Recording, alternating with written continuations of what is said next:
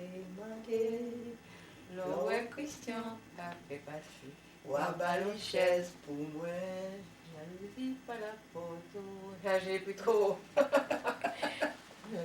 D'ailleurs, mesdames, d'ailleurs, messieurs, mais je vous ai demandé. L'autre Christian a fait passer. Ou à ballon chaise, chita. Jalousie pas la photo. J'avais dessiné les programmes pour le spectacle. J'avais dessiné les programmes pour le spectacle. Et je ne les ai pas retrouvés dans ce livre.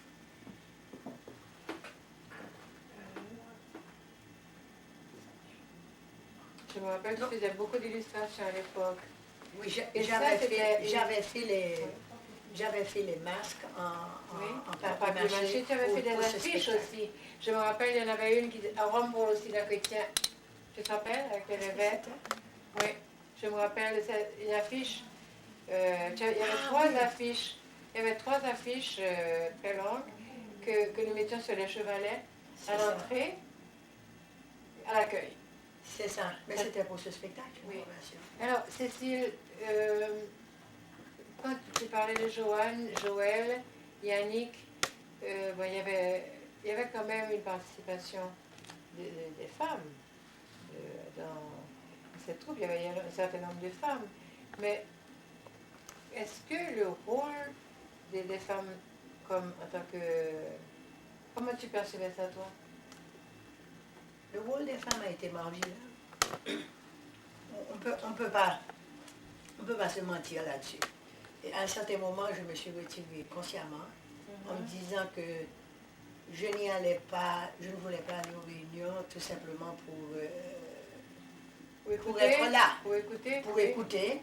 Et que si je ne pouvais pas participer, bon, à cette époque, je peignais, je me disais, bon, je vais rester à la maison et je vais peindre, je vais m'occuper. Et je pensais que si on n'écrivait pas, ou on ne jouait pas comme acteur, votre présence n'était pas... Elle devenait relative. Elle devenait absolument relative. Oui, c'est vrai, oui. Donc, on appuyait, enfin j'appuyais 100% à 100% le travail de la troupe, mais je m'étais rendu compte que je n'en faisais pas partie intégrale. Alors que tu faisais les illustrations, tu faisais beaucoup de travail. Je collaborais. Tu dessinais les scènes. Je dessinais les scènes. Je collaborais. Les costumes. Mais je ne me sentais pas comme faisant partie intégrale de la troupe. Donc je me suis retirée. Je me suis retirée à ce moment. Bon, moi je me suis occupée des communications, de l'organisation, de l'administration quand on partait en voyage ou à Montréal. Je recevais la troupe à la maison, j'organisais les histoires de réservation des salles, des choses comme ça, et à l'occasion du chant. Oui. Mais je n'étais pas attelée comme les autres. Oui. C'est vrai, c'est vrai. Et je crois que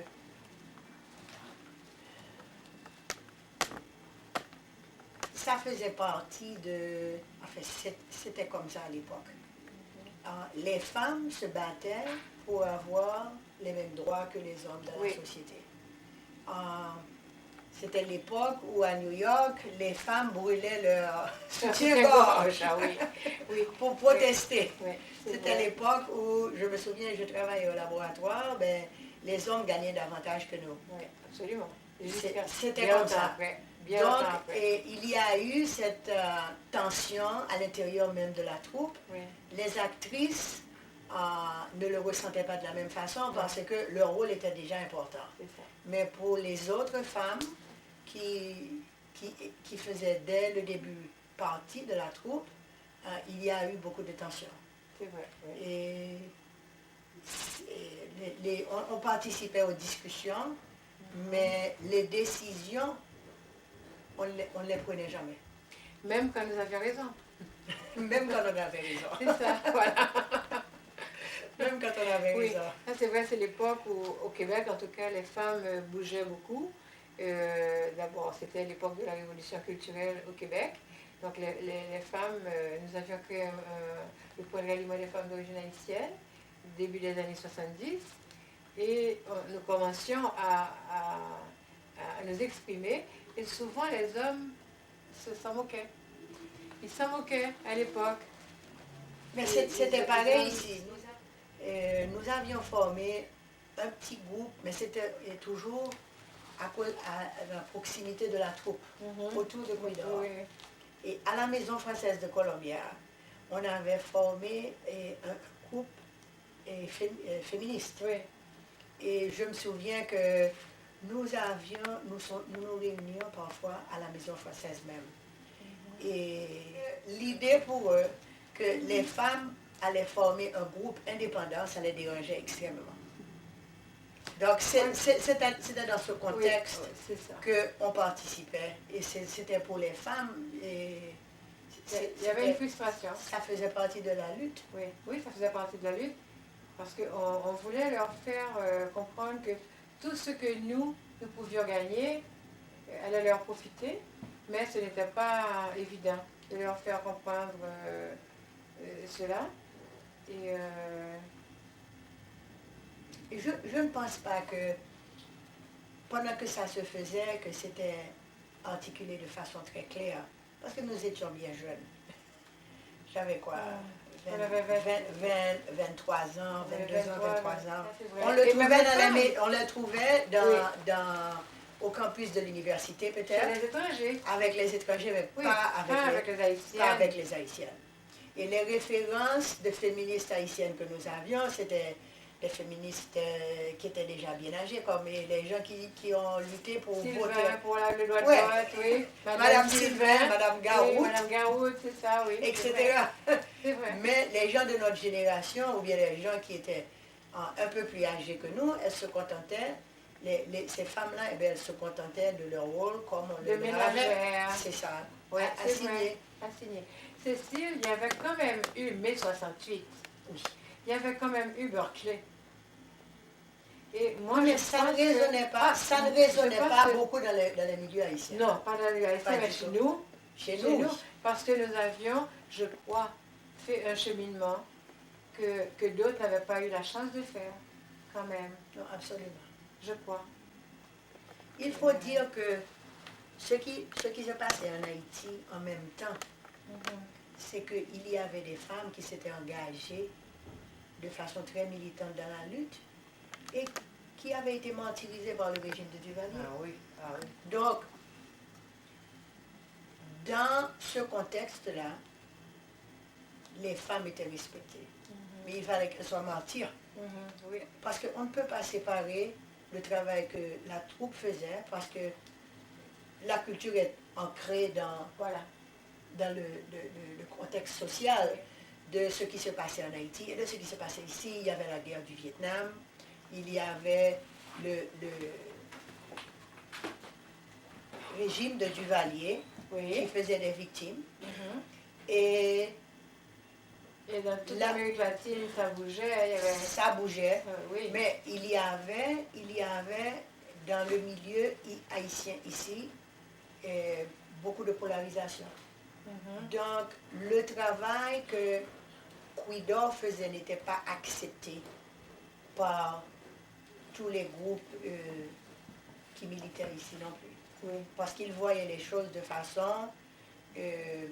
pour eux, là, on ne pouvait pas être patriotique. Assez étroite. C'est ça, voilà. Assez étroite. C'était une vision mécanique, étroite, de ce que la lutte pouvait être pour libérer Haïti. C'est ça. Et c'est exact, oui. donc, le rôle de la culture n'était pas accepté du tout. Le rôle de l'écrivain, du poète, était très marginal. Et il y avait même parfois Cuidor faisait une fusion justement de tous ces moyens d'expression. Oui. Et c'était pas très bien accepté. Le message dérangeait profondément. On ne pouvait pas venir à un spectacle de Cuidor et ne pas s'interroger. Voilà. On sortait du spectacle, on ne voyait pas un spectacle de Cuidor justement pour se divertir. Non. Même s'il y avait le moment. Ça dérangeait et on se posait des questions. Ça poussait les gens à sortir de leurs habitudes et à s'interroger. Donc, il y en a qui étaient forcément très mal à l'aise quand ils sortaient de ce spectacle. Si c'était des gens religieux, oui. Si c'était des gens religieux, ils étaient dérangés.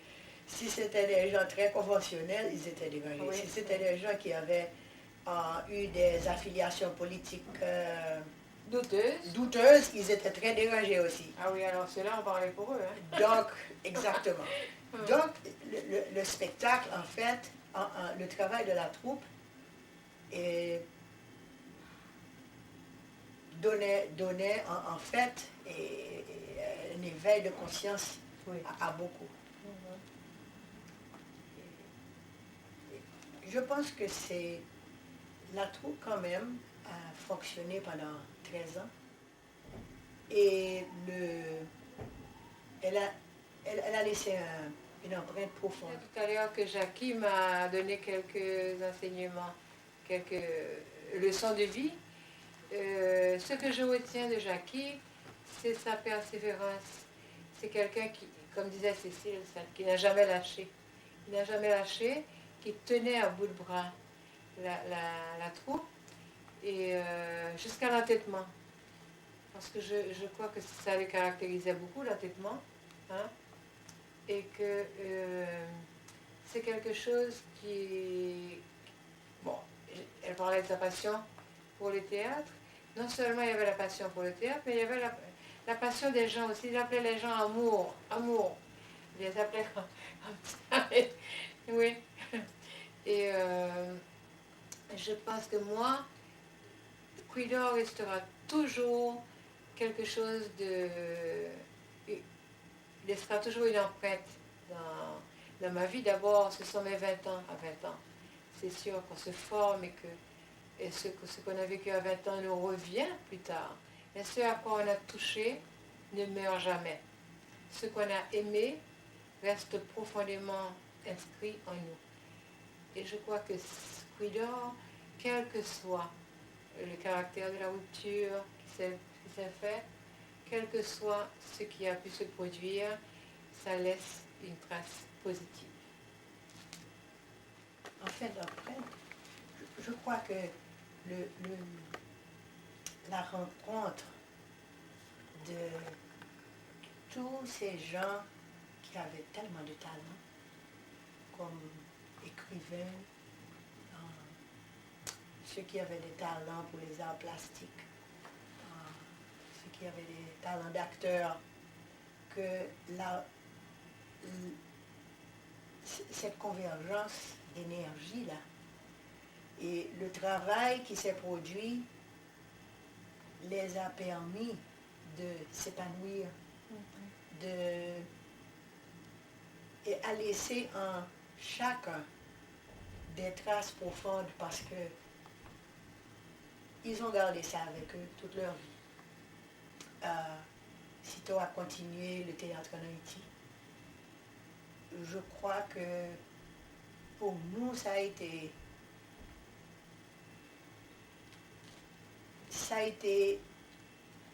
comme une loupe à travers, on voyait tout, tu sais. Oui. Et l'expérience du travail de Cuidor, parce que c'était pas seulement de la production. Il y avait des conversations intenses tout le temps, presque 24 heures par jour. Il y avait des gens très intéressants qui venaient, donc on apprenait beaucoup. Et dans le travail de la troupe, non seulement c'était la parole, mais aussi les sons, les couleurs, les chants.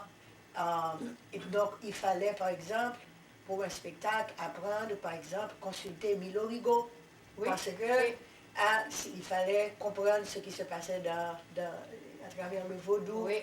Il fallait comprendre comment, par exemple, on guérissait avec les feuilles. Donc ça a été un travail d'études extraordinaires, d'épanouissement de l'esprit. De l'esprit, tu vois. Aussi,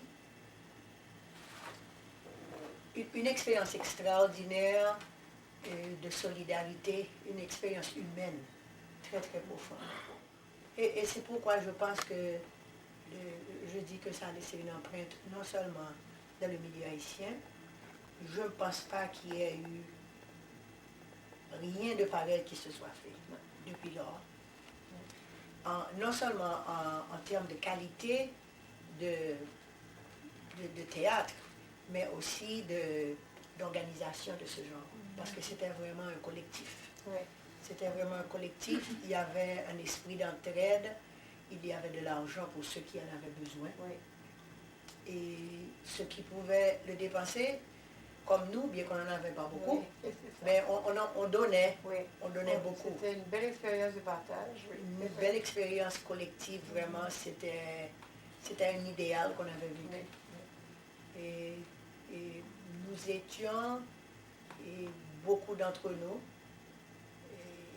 certains beaucoup plus clairement que d'autres, avec un idéal socialiste. Oui, et on essayait de vivre cet idéal à travers cette expérience.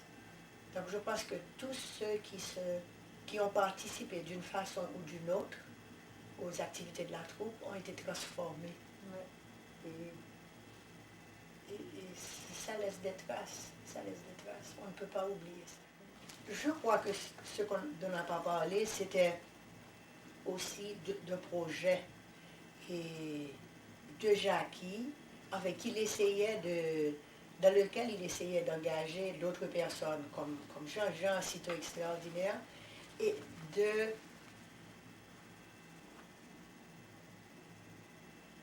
d'établir un répertoire. Et dans le but de préserver les traductions culturelles haïtiennes. Et particulièrement à travers les chansons et à travers la tradition des chants vaudous. Et c'est ainsi que nous avons eu dans divers spectacles les frères Coulanges, Franz et Jean Coulanges, qui avait une voix extraordinaire, et Maryse Coulanges, très brièvement, mais aussi Gérard Dailizé, qui a un répertoire de chants vaudou extraordinaire, et Edzer Volsi, et tant d'autres qui ont donné ces chants-là. Mano Charlemagne. Et c'est pourquoi les chants étaient tellement importants. Oui. Dans ce sens-là, Jean Coulanges et Franz ont participé énormément. Énormément. Et Volsi aussi. Edzer Volsi, oui. qui a même écrit des chansons pour Cuidar. Oui. Et Jean chantait des chants traditionnels comme Sophie, Sophie, je me souviens, j'oublierai jamais ça. Et bon temps, c'est moi, mauvais temps, c'est moi la Westfalie. Bon temps, c'est moi, mauvais temps, c'est moi la Westfalie. Yoga songer, causer nous t'es parlé. Yoga un chant, yoga les a besoin. Yoga un chien, yoga les ciseaux capaca. Va chercher feuille dans bois pour sauver la vie, moi. Oui, Jacques chantait ça. Et puis, mais de façon extraordinaire. Oui, C'est-à-dire que tu là, te pensais, cette idée quand il chantait, tu te retrouvais dans une cathédrale. Absolument. Pour moi, c'était ça, parce que sa voix te transportait quelque part. Oui. C'était extraordinaire. Et en même temps, il y avait, quand je parlais de la modernité tout à l'heure, il y avait ces chants vaudous, mais il y avait aussi les nouveaux. Jackie et Cito laissaient toujours la place à la créativité des autres. Et il y avait Volsi qui chantait. Il y avait Coulanges, par exemple, chantait Aïe aïe aïe, Machan mimo